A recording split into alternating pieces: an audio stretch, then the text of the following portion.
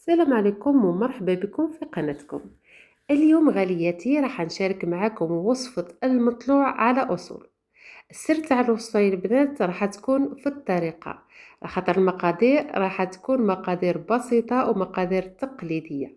إذا حبيتوا تنجحوا في الوصفة وتعرفوا كل أسرار نجاح وصفة المطلوع بالسميد فقط بدون فرينة باش يجيكم كيما خبز الدار خفيف ريشة، فقط تتبعوا معايا الفيديو الأخير بكل التفاصيل وأنا متأكدة بلي راحين تعتمدوا الوصفة، لخاطر راح أعطيها لكم مقادير جدا مضبوطة وبكيل صغير بالكاس فقط.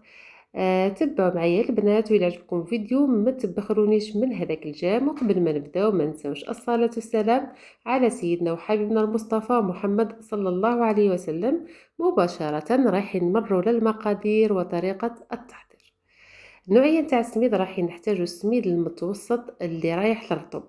انا درت هنا 4 كيسان تاع 220 مليلتر. درت ملعقه صغيره تاع الديسير تاع السكر، ملعقه صغيره تاع الديسير تاع الملح، وملعقه كبيره معمره من خميره الخبز. زدت لهم شويه سينوش، كما تقدروا تزيدوا الجلجلانيه، اللي ما يحبش الجلجلانيه والسينوش يستغنى عليهم. نخلطوا هاد المكونات الجافه مع بعضهم. وهنايا البنات كما شفتوني زدت 2 ملاعق كبار تاع زيت الزيتون.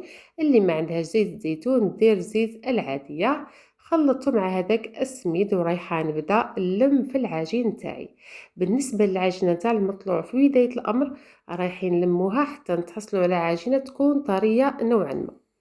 ومادام وعدتكم لكم الوصفه مقادير جدا مضبوطه، راح نعطيكم حتى الكميه تاع الماء. الكميه تاع الماء اللي خدات لي في البدايه باش لميت العجينه دات لي 2 كيسان الا ربع. نبلو طبعا بالماء الدافي، ما يكون بارد ما يكون سخون. هاي لكم القوام تاع العجينه بعد ما لميتها. هاي لكم كميه تاع الماء اللي تبقات لي. هذاك الماء نخلوه بجيه رايحين نحتاجوه. نبداو نعجنوه في العجينه تاعنا تاع المطلوع مع التقطيع. هذا هو السر الاول، لازم العجينه تاع المطلوع نعجنوها مع التقطيع. وكل ما عجنا العجينه مليح وتحصلنا على عجينه ملساء، كل ما عطاتنا نتيجه روعه وكل ما جانا المطلوع تاعنا خفيف. المطلوع تاع السميده البنات فيه بنه يعني خاصه على بها، يعني هو خير بزاف من المطلوع تاع الفارين. هنا البنات بعد ما عجنت العجينه تاعي وحسيتها باللي ولات لي ملساء، بديت نضيف في الماء بالتدريج. بديت بهذاك الربع كاس اللي تبقى لي، ومن بعد رايحه نزيد كميه اخرى من الماء، وراح نقول لكم الكميه اللي دات لي من الاول للاخر شحال. هنا كل ما نحسوا بلي العجينه تاعي تشربت هذيك الكميه تاع الماء، نزيدوا كميه اخرى مع التقطيع وهي رايحه. يعني العجينه تاع المطلوع في الاخر راح تحصلوا على عجينه تكون طريه مليح وتتلاصق في الايدي. كي نوصلوا لهذاك القوام البنات خلاص نعرفوا باللي العجينه تاع المطلوع راها واجده، وتشوفوا باللي العجينه يعني ولات ما تقطعش تاني. هنا البنات نبقاو نعجنوا بنفس الطريقه وندخلوا الكميه تاع الماء اللي نزيدوها حتى نكملوا الكميه كامل، وعفوا حتى نتحصلوا على عجينه تكون طريه مليح. وراح نشوفوا القوام تاع العجينه في الاخير. هنا بالنسبه للكاس اللي زدتو ديت منه نصف كاس. الكميه كامل تاع الماء من البدايه حتى للنهايه دات لي 2 كيسان ونص تاع الماء. هنا البنات بعد ما لميت العجينه تاعي تشوفوا فيها كيفاه راها طريه وتتلاصق. يعني دهنت يدي بشويه تاع الزيت باش هكذا ما تلصقش في يدي العجينه. ورايحه نقسمها ل2 قطع. هادو القطع البنات نتاع المطلوع راح يجيكم سوا يجيكم متوسطين. الا حبيتوا ديروهم صغار خصوصا للمبتدئات تقدروا تقسموهم على 3. نجيبوا البنات من الأحسن خصوصا للمبتدئات، من الأحسن نجيبوا ورق الغذائي أو ورق الطهي أو بابي كويسون. نقطعوه يعني مربعات ونبداو نحطو في العجينه نتاعنا فوق هذاك ورق الطهي بعد ما دهناه بشويه تاع زيت الزيتون. يعني في الاول عفوا بس شويه تاع الزيت في الاول، يعني ما دهنتوش. ومن بعد قلت العجينه نتاعي راها طريه بزاف، من الاحسن ندهنو هكذا باش ما تلصقليش في هذاك الورق.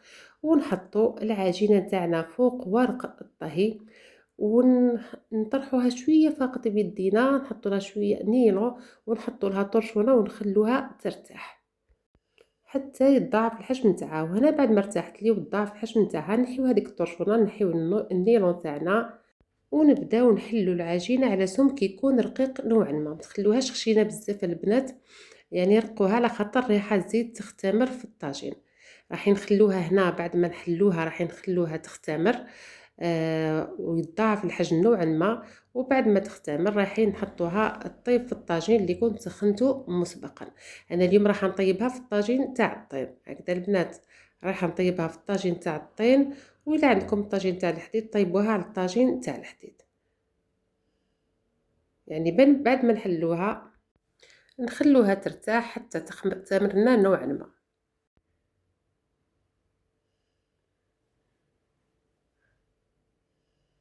هنا بعد ما اختمرت لي العجينه، يعني حطيت الطاجين تاعي يسخن مليح، انا درت في الطاجين تاع الطين.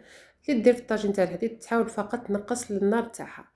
حطيت المطلوع نتاعي بيه بالبابي كويسه، يعني ما تخافوش مراحش تحرق لكم بالخف. في الطاجين فقط تاع الطين ما تشعلوش النار بزاف بزاف، يعني ما تزيدولهاش بزاف، يعني نقصولها شويه تكون زايده شويه على المتوسط. وكل مره حركوها هكذا وكي تقلبوها البنات خليو هذاك البابي كويسون باش هكذا ما تلصق لكمش في الطاجين. وبالنسبه للطاجين تاع الحديد حطوها بنفس الطريقه، فقط نقصوا شويه النار على خاطر كما على بالنا كامل الطاجين تاع الحديد يكون اخف من الطاجين تاع الطين.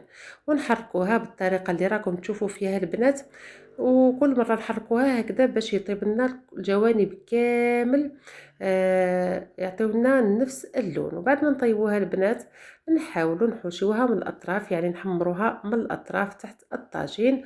وهاوليكم المطلوع تاعي بعد ما وجد لي الله الله، انا قطعته معكم وهو سخون، نتوما البنات خليوه حتى يبرد وقطعوه. يعني شوفوا النتيجة روعة، جا خفيف اسفنجي تقولي عليه خبز الدار، يعني روعة، نتيجة من اروع ما يكون. شوفوا كيفاه جا، يعني باين فيها البنات خفيف، روعة روعة روعة. اللي يشوفوا يقول مطلوع تاع الفرينة ماشي نتاع السميد، مع انه ما حطيناش فيه نهائيا كمية من السميد.